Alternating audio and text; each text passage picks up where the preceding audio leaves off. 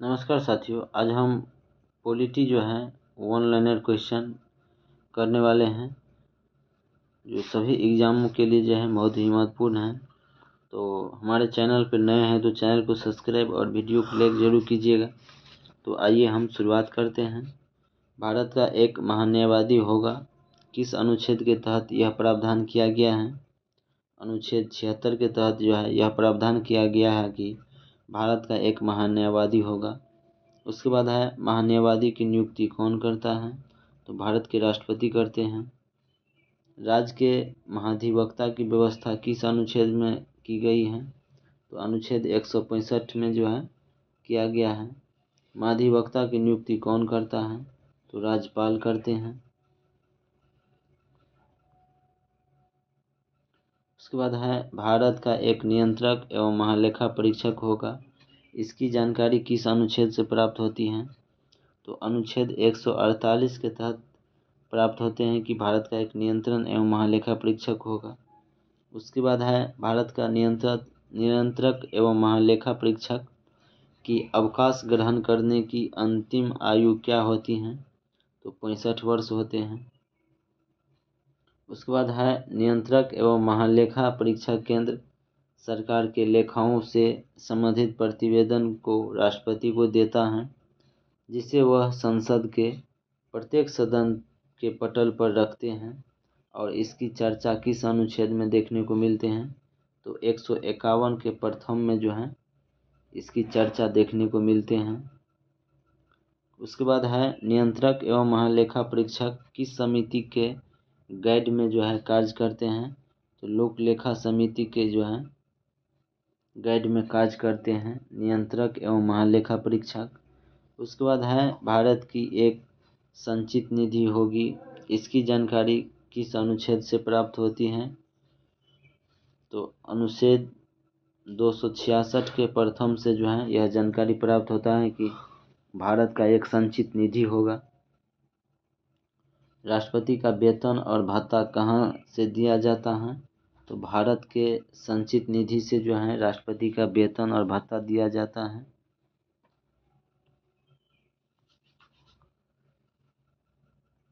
उसके बाद है लोकसभा के अध्यक्ष एवं उपाध्यक्ष के वेतन और भत्ता कहाँ से दिया जाता है? तो भारत की संचित निधि से जो है लोकसभा अध्यक्ष की और उपाध्यक्ष के वेतन भत्ता दिया जाता है। लोक वित्त एवं नियंत्रण रखने के लिए किस अनुच्छेद में जो है प्रावधान किए गए हैं? तो 112 में जो है लोक वित्त पर नियंत्रण रखने के लिए प्रावधान किया गया है। उसके बाद है भारत के आकस्मिक निधि की चर्चा किस अनुच्छेद में है? अनुच्छेद 267 में है। संचित निधि की चर्चा किस में है? 266 में है। और आकस्मिक निधि 267 है। भारत की आकस्मिक निधि कब गठित किया गया था? तो 1950 ईस्वी में जो है भारत की आकस्मिक निधि का गठन किया गया था।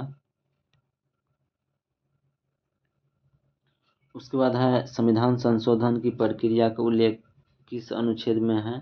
तो अनुच्छेद 368 में जो है संविधान संशोधन की प्रक्रिया, और यह प्रक्रिया जो है दक्षिण अफ्रीका से लिया गया है।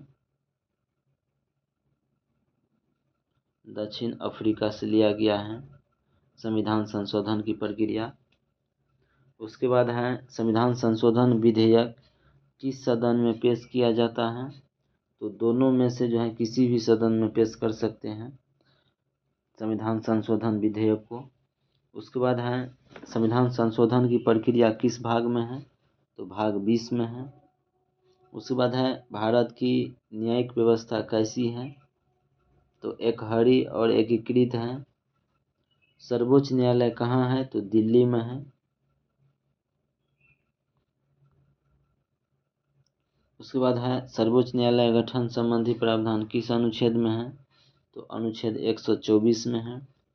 सर्वोच्च न्यायालय के न्यायाधीश की संख्या कितनी है? तो 33 + 1 = 34 हैं। एक होते हैं CGI और 31 होते हैं 33 + 1 34 हैं। 33 होते हैं अन्य जज। उसके बाद है सर्वोच्च न्यायालय के समस्त न्यायाधीशों की नियुक्ति कौन करते हैं? तो राष्ट्रपति करते हैं। राष्ट्रपति जो है सर्वोच्च न्यायालय का अन्य न्यायाधीश की नियुक्ति किसके परामर्श पर करते हैं? तो मुख्य न्यायाधीश के परामर्श पर जो है नियुक्ति करते हैं। उसके बाद है सर्वोच्च न्यायालय के न्यायाधीश के जो है अवकाश ग्रहण करने की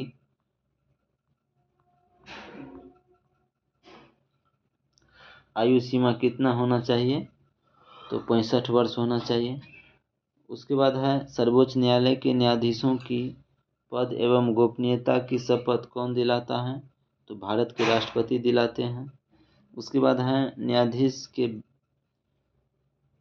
वेतन जो है वेतन भत्ते किस विषय में जानकारी जो है अनुच्छेद से प्राप्त होते हैं? तो अनुच्छेद 125 से जो है न्यायाधीश के वेतन भत्ता की जानकारी प्राप्त होते हैं।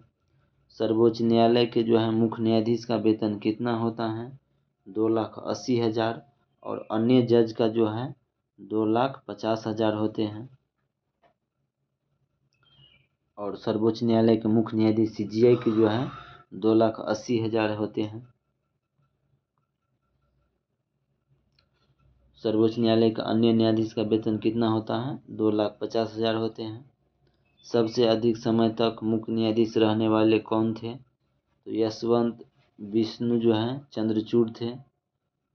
उसके बाद है सबसे कम समय तक मुख्य न्यायाधीश रहने वाले कौन थे? तो कमल नारायण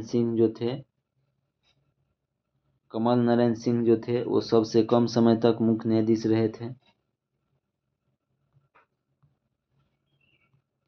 उसके बाद है जब भारतीय पद्धति में लोकहित मुकदमा PIL लाया गया तब भारत के मुख्य न्यायमूर्ति कौन थे? तो PN भागवती थे। उसके बाद है देश का सबसे बड़ा अपीलीय न्यायालय कौन सी है? तो सर्वोच्च न्यायालय है। यह देश का सबसे बड़ा अपीलीय न्यायालय है। उसके बाद है राष्ट्रपति किस अनुच्छेद के तहत वह सार्वजनिक महत्व के विवादों पर सर्वोच्च न्यायालय का परामर्श मांग सकता है? तो 143 आर्टिकल 143 के तहत जो है अनुच्छेद 143 के तहत मांग सकता है। उसके बाद है किस अनुच्छेद के अनुसार सर्वोच्च न्यायालय को जो है अभिलेख न्यायालय का स्थान जो है प्रदान करता है? अनुच्छेद 129 के तहत। उसके बाद है भारत में मौलिक अधिकार की रक्षक कौन होते हैं? तो सर्वोच्च न्यायालय होते हैं। और मौलिक अधिकार जो है हम अमेरिका के संविधान से लिए हैं। कहाँ से लिए हैं? अमेरिका के संविधान से लिए हैं मौलिक अधिकार। भारत का सर्वोच्च न्यायालय नागरिकों के मौलिक अधिकारों का रक्षक है। इसकी जानकारी किस अनुच्छेद में मिलते हैं? तो अनुच्छेद 32 से जो है यह जानकारी प्राप्त होते हैं। उसके बाद है प्रत्येक राज्य के लिए एक उच्च न्यायालय होता है किस अनुच्छेद के आधार पर? तो अनुच्छेद 214 के आधार पर जो है प्रत्येक राज्य के लिए एक उच्च न्यायालय होता है।